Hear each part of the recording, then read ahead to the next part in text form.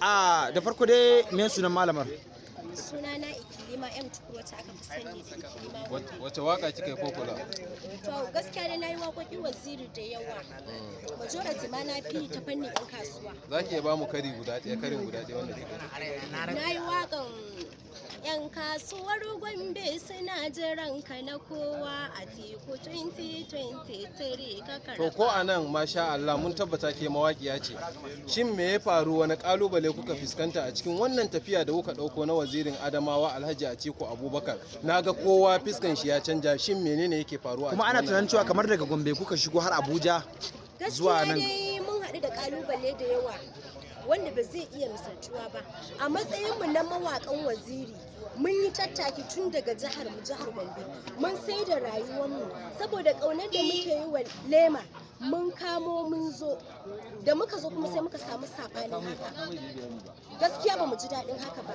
Abinda a misali ma a ce ko da mawaƙin APC ne bai kamata ya samu wannan challenge din ba, ballantana mu da muke tunani mu ne shugabannin gobe a waka. To amma kamar cewa ana tunanin cewa kawai kun yi gayyan soɗi ne, ba a gayyace ku ba ma kuka zo wannan gari na Abuja da sunan cewa ko mawaka na mai girma tsohon mataimakin shugaban ƙasa ne.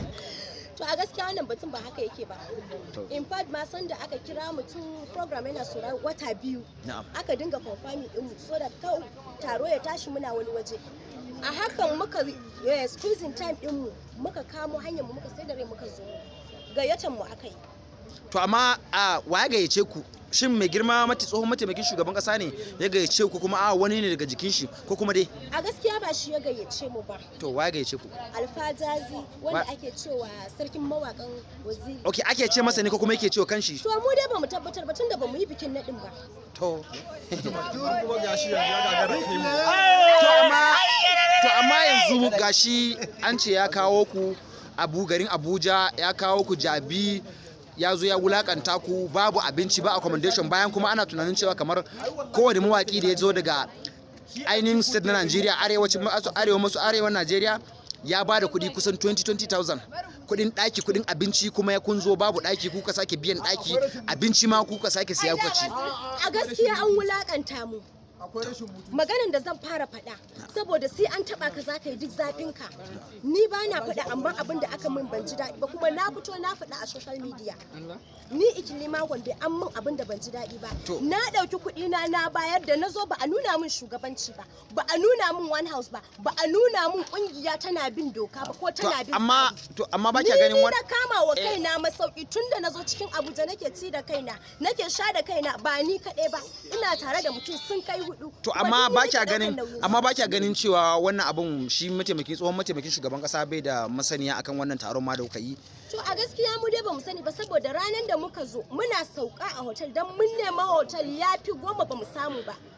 Muna sauka a hotel muka zo mu sai muka haɗu da shi a Tajazin, sai ya ce wai Waziri ya ce za mu haɗu bayan sallan isha.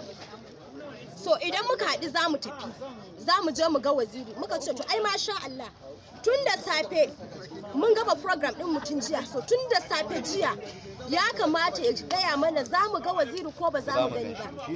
Amma bai mana haka ba, sai yanzu ku duba lokaci karfe 6:07.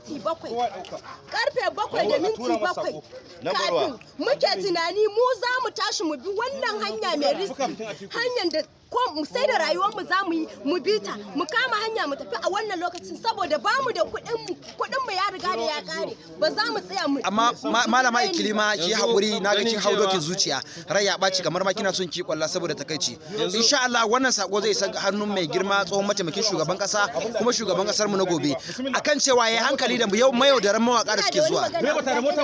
Ya kamata tsohon mataimakin shugaban kasa, shugaba ne muke tunanin sa gobe, ya kamata ya san irin waɗanda zai dinga ba wa leadership, saboda gudun irin haka zai canza wannan ba tarbiyyar mu bane na mawaka. Wannan din da ya faru da shi a 2019 exactly irin su ake so a yi a gidansa, mu kuma tsarkake tafiyar gidan muke so mu yi. Dan idan mawaka suka yi kyau a cikin gida, ina ga tafiya ta fara kyau kenan. Idan mawaka suka ɓaci, tafiya ta fara ɓaci. Don haka muna magana ne da babban murya, muna nusar da shi ya ɗauki mataki, in ba haka ba to mun tabbatar da cewa gidansa babu shugabanci ba adalci. tun daga yanzu kenan. Magana ta farko shine mai girma mataimakin shugaban tsohon mataimakin shugaban kasa